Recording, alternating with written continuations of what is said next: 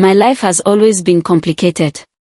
Growing up as the youngest of 3 girls was both a blessing and a curse.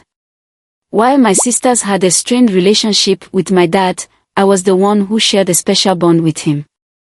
He was quick-tempered and often lashed out at my sisters, beating them with sticks when they performed poorly in school.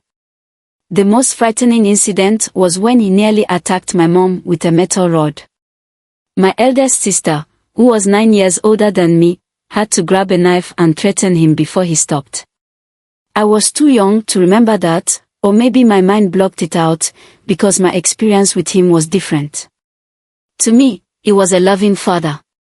He would take me to school, play with me, and let me ride on his shoulders as we walked around. He was gentle and patient when teaching me things. While we didn't have much, with my grandma sometimes bringing food to help out, I never felt deprived in his company.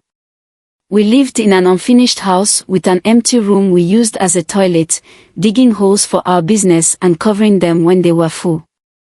It wasn't the safest setup. Snakes often made themselves comfortable there, but it was home. Eventually, my parents sold the house. I still remember the day we moved. We ran out of bathing soap, so we had to use washing powder instead. It was a small thing, but it stuck with me. When we settled into the new rented house, everything felt different. It was as if the move marked the beginning of a new chapter in our lives. I wish I had known sooner how wrong I was.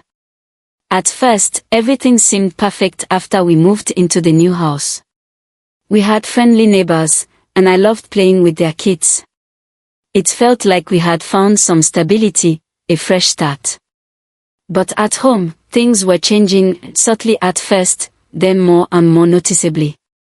My dad, who had always been so present, started coming home late. Some nights, he wouldn't even eat the food my mom had cooked. I remember the tense silence at the dinner table, broken only by the occasional argument between them. It was unsettling, but I didn't fully grasp what was happening. As time went on, it became more confusing. When we started packing to move again, something felt off. I couldn't understand why my dad wasn't helping us this time. He had always been the one organizing everything, making sure we were ready for the next step. But this time, he was absent. It had been over a month since I had last seen him at home. My mom didn't explain much, and I didn't ask many questions, partly because I didn't know how, and partly because I was afraid of the answers. We moved that night, just the 3 of us, quietly packing up our lives in the dark. There were no goodbyes to the neighbors, no farewell to the house we'd barely settled into. We made our way to my grandma's place, and the reality of it all started to sink in.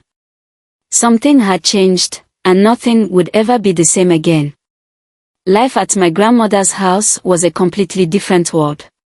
My dad wasn't around anymore, and my mom had taken on the role of the sole provider, working long hours to support us. My oldest sister had gone off to SHS, high school, boarding, leaving just me, in grade 3, and my other sister, who was in JHS 1, grade 7. With my mom coming home late every night, we had to change schools to one closer to my grandma's house. The new school was nothing like my old one. The kitchen was disturbingly close to the restroom, and houseflies swarmed over the food. The restroom itself was a mess, with children relieving themselves wherever they could. It was no surprise that many kids ended up in the hospital with cholera. I started to hate school, not just because of the conditions, but because coming home wasn't any better. My grandma was a strict, traditional woman. She believed that a girl should learn to cook early, and by the age of 8, I was already pounding fufu for her as soon as I returned from school. After that, I would carry a heavy basket of grated cassava to make cassava dough, while my sister, Ella, struggled with an even heavier load of corn dough. We'd spend the whole afternoon running errands, returning home in the evening with aching bodies. We'd eat quickly, go to bed exhausted, and wake up the next morning to go back to school, still sore, still tired. My grades, which had once been excellent, started to slip. In my previous school, I had been the girl who won awards, the best in her class. Now, I was the girl who fell asleep during lessons, too worn out from the hard labor at home to focus on schoolwork. One evening, I made the mistake of telling my mom that I was tired of eating fufu. It was an innocent complaint, but it triggered a storm I wasn't prepared for. When I got home that day, my grandmother was furious. "Cindy," she yelled, her eyes blazing with anger. "So now I'm a witch because you don't want to eat my food? You think your useless father sends me money to buy pizza for you?" I stood there, blinking rapidly to hold back the tears. I hadn't meant to insult her, I was just so tired, both physically and emotionally. That night, I curled up in my bed, silently crying with an empty stomach, wondering how things had gone so wrong. But that wouldn't be the last time Grandma lashed out at us, cursing and insulting us, always dragging our father's name into it. She seemed to take out all her frustration on us, and though my mom knew about it, there wasn't much she could do. We were at Grandma's mercy, living under her roof. As usual, we had to carry the cassava and corn to the mill to grind them into dough, but this time, Ella was sick. She told Grandma she wasn't feeling well, hoping to rest for the day. But instead of understanding, Grandma scolded her, calling her lazy and telling her to stop complaining and get on with the task. We set off as usual, but I could tell Ella wasn't herself. As we climbed a steep hill, her legs gave out, and she collapsed, falling along with the heavy load of corn. People nearby saw what happened and rushed to help, gathering as much of the corn as possible. Fortunately, we were close to the mill, so we managed to salvage most of it.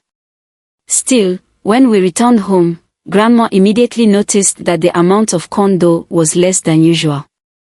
We explained what had happened, but she wasn't having it.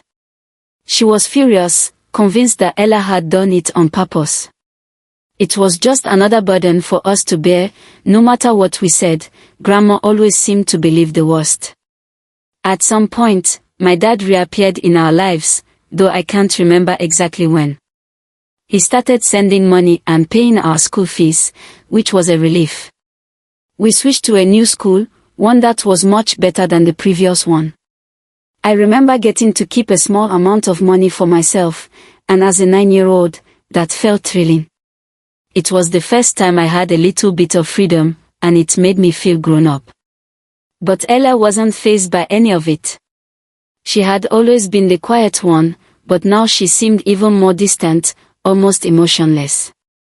She withdrew into herself, barely speaking, even when we were alone. I didn't understand it at the time, but looking back, I realized how much the weight of everything had worn her down. For me, though, life at the new school was what I looked forward to. It was a fresh start, a place where I could escape the heaviness of home, even if just for a few hours each day. It wasn't perfect, but it was better than what we had left behind.